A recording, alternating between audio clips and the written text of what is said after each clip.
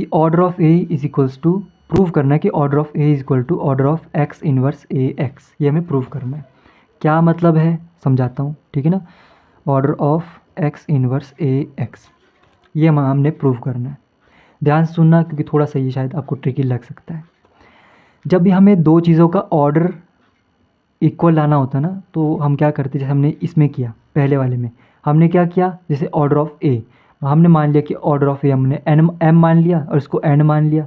तो हमें basically M और एन को प्रूव करना था, तो हमने क्या किया, अगर एम एन को डिवाइड करता है, एन एम को डिवाइड करता है, इसका मतलब ये हुआ कि दोनों बराबर है। यही स्टेप है, कुछ नया नहीं है, वही करना है, ठीक है।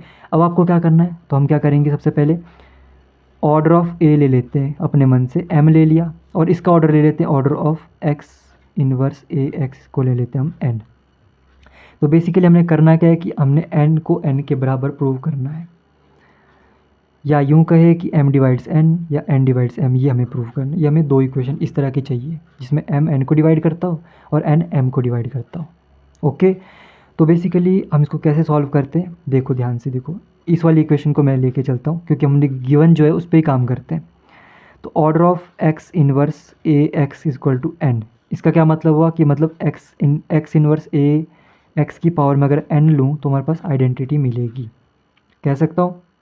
ओके, तो अभी हमने पढ़ा था कि जब इस तरह की हमारे पास इक्वेशन होती है, यहाँ पे हमारे पास कोई भी हमने कुछ भी रखा हो तो उसकी पावर कहाँ जाती है, ए के ऊपर जाती है, इनके ऊपर जाती है, ए के ऊपर जाती है। तो बस उसी थ्योरम का यूज़ करके हमने इसको इस तरह से लिख सकते हैं, एक्स इनवर्स ए की पावर में N X is equals to identity, इस तरह से लिख सकते हैं। ओके जी, अब देखो आइडेंटिटी को मैं किस तरह से लिख सकता हूँ, आइडेंटिटी को मैं इस तरह से लिख सकता हूँ, क्या, एक्स इनवर्स एक्स, ये भी आइडेंटिटी हुई, या इसके बीच में मैं अगर आइडेंटिटी भी लगा लूँ तो इसको भी मैं आइडेंटिटी लिख सकता हूँ। तो क्या इस आइडेंटिटी की जगह मैं ये लिख सकता हूँ, एक्स इनवर्स आइडेंटिटी, इसको आइडेंटिटी और एक्स ये लिख सकता हूँ। ये हमारे पास लेफ्ट हैंड साइड है, ये हमारे पास राइट हैंड साइड है, इसको ज़रा कंपेयर करो, एक्स इनवर्स ए की पावर में N X is equals to X inverse identity X, इसको कंपेयर करो। कंपेयर करोगे तो आपको पता लगेगा कि ए की पावर में एन लेके हमारे पास आइडेंटिटी बन रही है, ठीक है ना। आपको एक और बार बता देता हूँ, देखो ये मैंने क्यों लिखा, जैसे इसको खोल के अगर मैं लिखूँ तो कैसे लिखूँगा, इस साइड मैंने x से मल्टीप्लाई कराया तो इस साइड भी x से मल्टीप्लाई कराया, इस साइड x का इन्वर्स से मल्टीप्लाई कराया, इस साइड भी x इन्वर्स से मल्टीप्लाई कराया। ये हो गया आइडेंटिटी, ये भी हो गया आइडेंटिटी, और ये हमारे पास खुद भी आइडेंटिटी, तो ये पूरे राइट हैंड साइड होगी हमारे पास आइडेंटिटी। ये आइडेंटिटी, ये आइडेंटिटी, ये a की पावर में n, तो यहाँ बचा a की पावर में n। तो इस तरह से मैंने ये लिखा है, ठीक है ना। एक्चुअली में इस तरह से इसको लिखते हैं, मैंने तो डायरेक्ट बता दिया कि भाई a की पावर n लेके आइडेंटिटी हो रहा है, पर डायरेक्ट पर इसका कहने का मतलब इस तरह से होता है, इसके पीछे ये काम कर रहा होता है, ठीक है ना। तो ये आपको समझाने के लिए कि भाई कैसे हुआ, ठीक है ना। तो हमने क्या देखा कि a की पावर में n लेके हमारे पास आइडेंटिटी बन गई, बट गिवन क्या है कि a की पावर में m लेके हमें आइडेंटिटी मिलेगी, ये हमें गिवन है। तो मतलब m is the least positive integer such that a की पावर में m लेके हमारे पास आइडेंटिटी मिलेगी, बट n भी हमारे पास यही काम कर रहा है, तो इसका मतलब ये हुआ कि n को इसका इंटीग्रल मल्टीपल होगा, अदरवाइज ये पॉसिबल नहीं है। इसका मतलब ये हुआ कि m डिवाइड्स n, समझ में आई बात, ठीक है।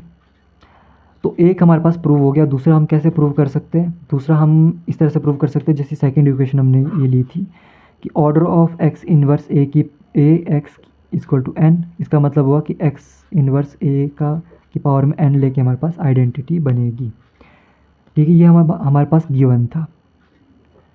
अगर मैं, ध्यान सुनना, अगर मैं क्या करता हूँ, इस एन की जगह एम रखूँ, एन की जगह एम रखूँ तो क्या होता है, जस्ट सपोज करके देखते क्या होता है। एक्स इनवर्स ए एक्स की पावर में मैंने एम रखा तो क्या होता है, देखते हो क्या होता है।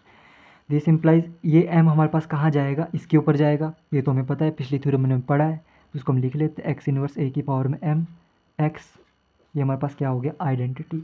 और ए की पावर में एम हमारे पास क्या है, ए की पावर में एम हमारे पास क्या है, आइडेंटिटी है, तो मैं इसको आइडेंटिटी लिख सकता हूँ, इसको मैं इसको आइडेंटिटी लिख सकता हूँ, ठीक है ना। आइडेंटिटी लिख दिया और इन दोनों का मल्टीप्लिकेशन क्या हो गया, आइडेंटिटी हो गया, मतलब पूरी राइट हैंड साइड हमारे पास क्या बन गई, एक आइडेंटिटी बन गई।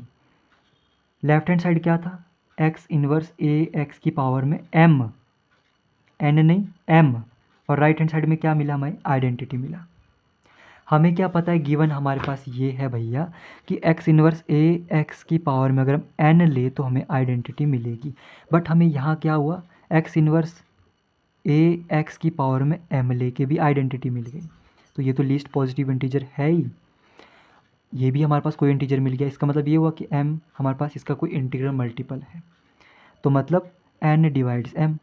तो from first equation and second equation we can say that M is equal to N. तो हमारे पास हम कह सकते हैं कि order of A is equals to order of X inverse A X इसके बराबर होगा।